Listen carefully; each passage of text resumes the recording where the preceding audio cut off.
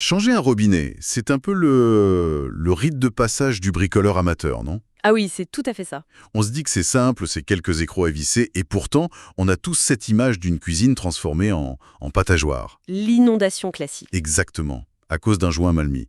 C'est le genre de projet qui peut vite, très vite tourner à la catastrophe si on rate une étape. Hmm.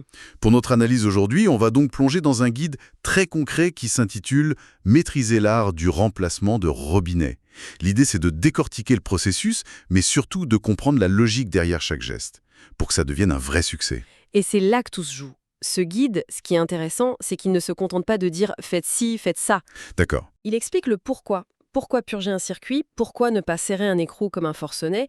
Et comprendre ça, c'est la différence entre suivre une recette et vraiment maîtriser le geste. Entre une réparation qui tient 6 mois et une installation qui dure 10 ans, en somme. Exactement. Bon, alors, mettons les mains dans le cambouis.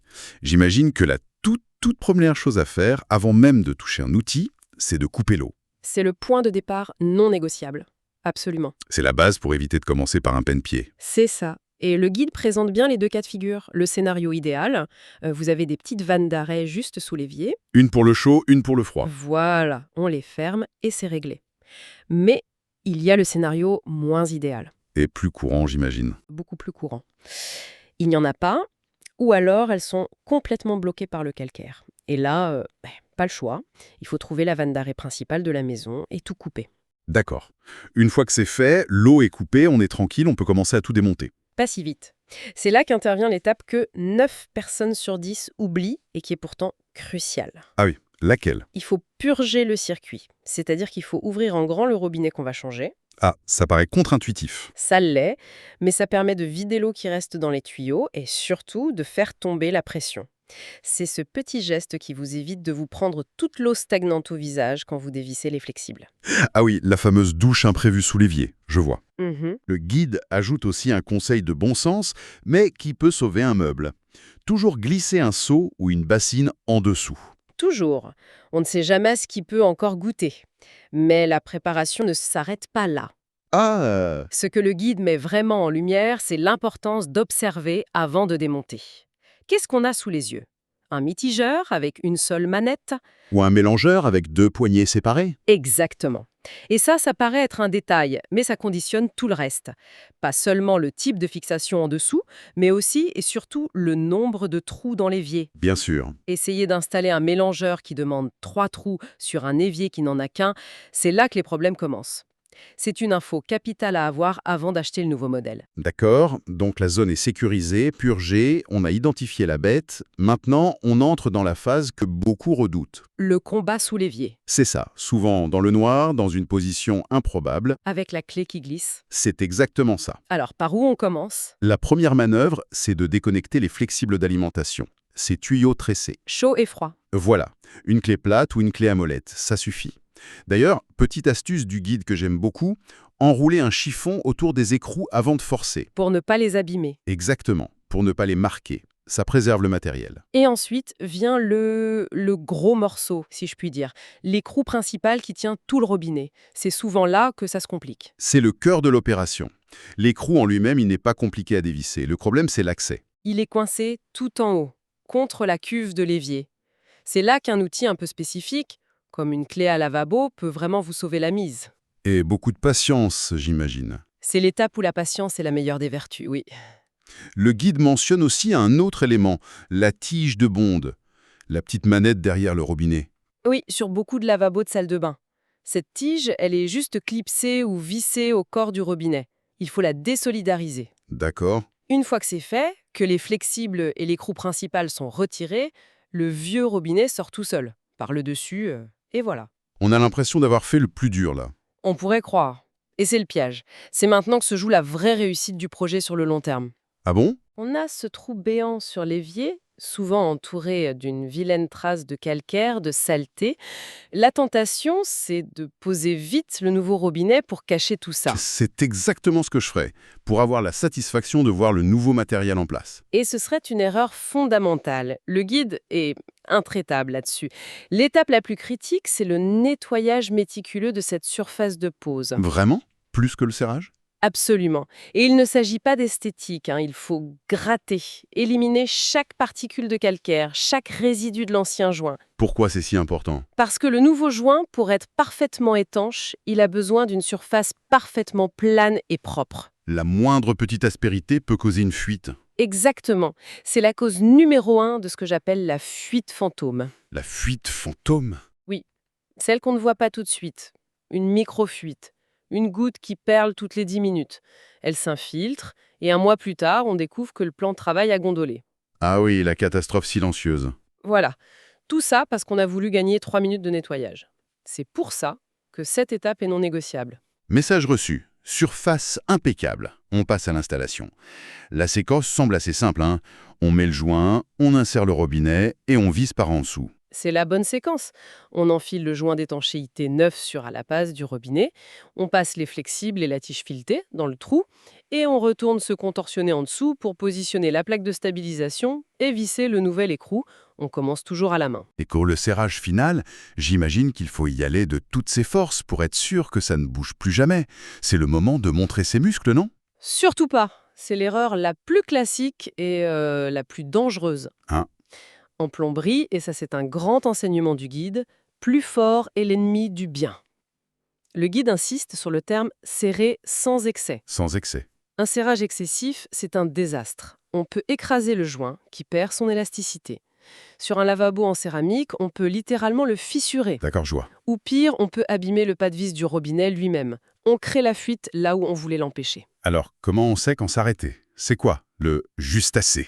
Le principe est simple. On serre jusqu'à ce que le robinet soit stable et ne pivote plus sur sa base. Dès qu'on sent une résistance ferme, on arrête. C'est tout. Pas besoin de plus?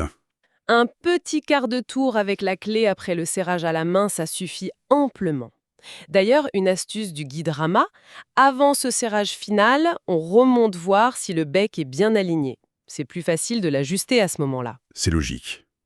Le robinet est maintenant fixé, aligné, reste à reconnecter l'eau. On reprend les flexibles, bleu sur bleu, rouge sur rouge. En théorie, c'est simple. Et là encore, même principe, serrage modéré. On visse à la main jusqu'au contact, puis on donne un tout petit coup de clé. Juste ce qu'il faut pour comprimer le petit joint en caoutchouc à l'intérieur. Et si on force trop? On risque de tordre le tuyau en cuivre qui sort du mur. Vérité, la remise en eau. J'avoue que mon réflexe serait d'ouvrir la vanne d'un coup pour voir si ça tient. Le réflexe, on arrache le pansement. C'est ça, ouais. C'est un excellent réflexe à combattre. Le guide est très clair là-dessus. Il faut ouvrir la vanne d'arrêt très doucement. Pourquoi? Pour 2 raisons. La première, ça évite le choc de pression violent dans la tuyauterie, ce qu'on appelle le coup de bélier. D'accord. Et la deuxième, la plus importante pour nous, ça nous laisse le temps d'observer. Ah oui, Une ouverture lente permet de voir la toute première goutte se former sur un raccord s'il y a un défaut. On a le temps de voir la petite perle d'eau et de refermer aussitôt pour corriger. alors que si on ouvre d'un coup? On a un jet avant même d'avoir compris ce qui se passe. La source est formelle, une seule goutte est le signal d'un problème. Et si cette fameuse goutte apparaît, on fait quoi? On redémonte tout? Pas forcément. La première action, c'est de resserrer, mais à peine. Un huitième de tour, un quart de tour, pas plus. Souvent, ça suffit. Et si ça continue de fuir? Là, oui, il faut recouper l'eau, dévisser et vérifier que le joint est bien plat, pas pincé. C'est aussi parfois le signe que les flexibles eux-mêmes sont usés. D'accord. Une fois qu'on a la certitude qu'il n'y a aucune fuite ni sur les flexibles, ni à la base du robinet, l'opération est terminée. Presque. La vérification finale, c'est d'ouvrir le nouveau robinet. On laisse couler l'eau quelques minutes, on teste l'eau chaude, la froide, le passage de l'un à l'autre. Pour chasser l'air du circuit? Exactement, et pour s'assurer que tout fonctionne comme prévu, c'est seulement après ça qu'on peut ranger les outils et savourer sa victoire. Tout ce processus est très clair pour un robinet de lavabo ou d'évier où tout est plus ou moins accessible. Est-ce que ça veut dire que maintenant, on est paré pour s'attaquer au robinet de la douche? C'est un point de sagesse essentiel du guide, et la réponse est un non catégorique. Ah, Pour tout ce qui est robinetterie de douche, de baignoire ou tout ce qui est encastré dans un mur, la recommandation est sans appel. On fait appel à un plombier professionnel. pourquoi cette différence? Le principe reste le même, non? Le principe, oui, mais le risque est démultiplié par 1000. L'accès au raccord se fait derrière le carrelage, dans la cloison. Une microfuite à cet endroit-là est totalement invisible. On ne la verrait pas. Non, elle peut s'écouler pendant des mois, faire pourrir la structure, créer des moisissures et causer des dégâts des eaux colossaux avant qu'on ne voie la moindre tache d'humidité. Le jeu n'en vaut absolument pas la chandelle. D'accord, le message est clair. Si on ne voit pas les tuyaux, on n'y touche pas. C'est une bonne règle. Alors, si on devait vraiment distiller l'essence de ce guide, qu'est-ce qu'il faudrait retenir? J'ai l'impression que le premier point, c'est que tout se joue avant même le démontage. C'est ça, la préparation, c'est vraiment 90% du succès. Couper l'eau, bien purger le circuit et surtout, ce nettoyage quasi chirurgical de la surface. C'est la garantie d'une étanchéité qui dure. Ensuite, le deuxième point, ce serait ce principe du serrage juste. Le serrage juste, oui, ni trop faible ni trop fort. C'est un équilibre qui demande plus de finesse que de force brute. Et le troisième point, qui m'a marqué, c'est l'importance de l'observation pendant la remise en eau. Y aller lentement et guetter la moindre goutte. Tout à fait. C'est ce qui transforme un acte un peu mécanique en un travail vraiment contrôlé et maîtrisé.